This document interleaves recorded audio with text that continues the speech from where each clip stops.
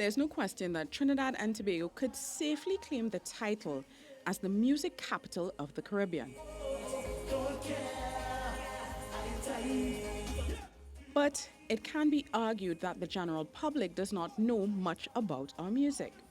For instance, do you think that there's a difference between calypso and soca?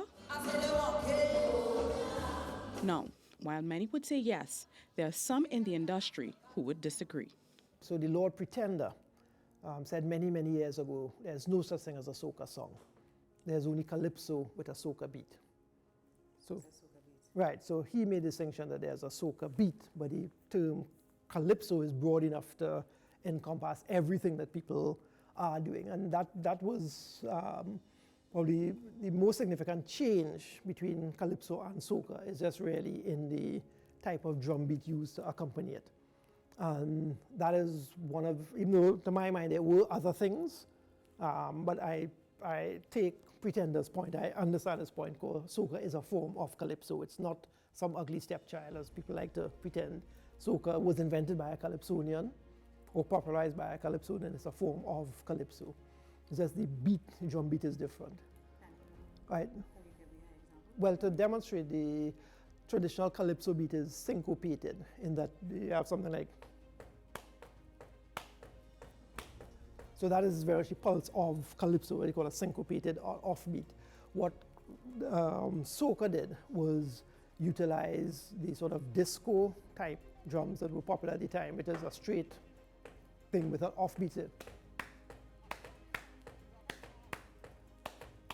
And that is the main difference. So it shifted from calypso had a syncopated kick drum, whereas soca had a steady kick drum with a syncopated snare. That's the major difference between the two.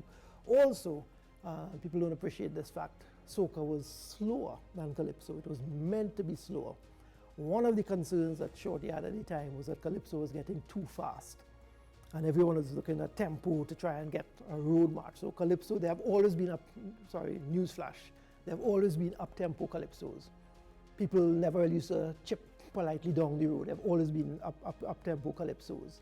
And one of the things that Shorty was concerned with was that calypso was getting too fast and losing the younger generation who were listening in the 70s. They were listening to James Brown, they were listening to funk. And then by early 70s, reggae had started to come in, both of which are very slow, very laid back. So his idea was to create a slower, groovier type of calypso that would appeal to the young people. And in fact, the opening lines of the first soca song, Endless Vibrations, would change.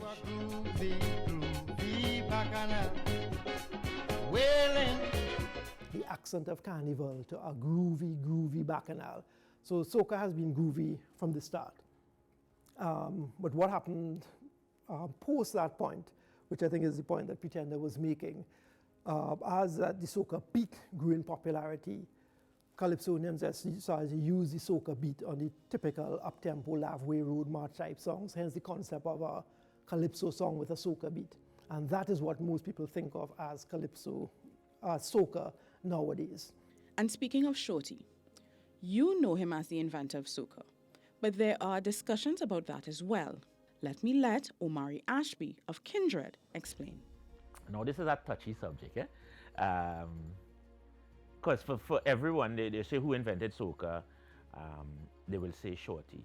For me, it's a little different. I would say you can give Shorty credit for some of the development and certainly for the name, right? But the soul of calypso. right. So you want to also examine all the other artists that would have had input into that change. That would have been happening maybe as early as 68, 69. If you listen to maybe Garrett Bongs from Lord Nelson, King Wellington has a song you can listen to. You're speaking about Shadow, you're speaking about Maestro, you're speaking about a lot of people who I may not have even called there. Zeno Constance, who is almost my guru when coming to things calypso, would tell me about Fun Claire and their approach to doing music in the 70s, so much so that people were calling them Funk Claire.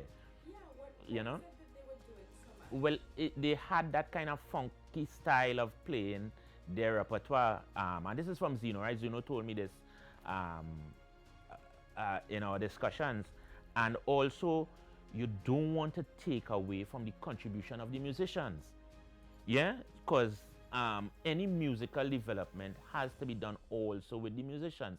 And so, again, because this is so touchy, taking nothing away from Rashorty, the people who were there are still alive, and we could go and speak to them. We could go and speak to the Pelham Goddards and the people who were playing on the music at that time, and they would tell you what was actually happening.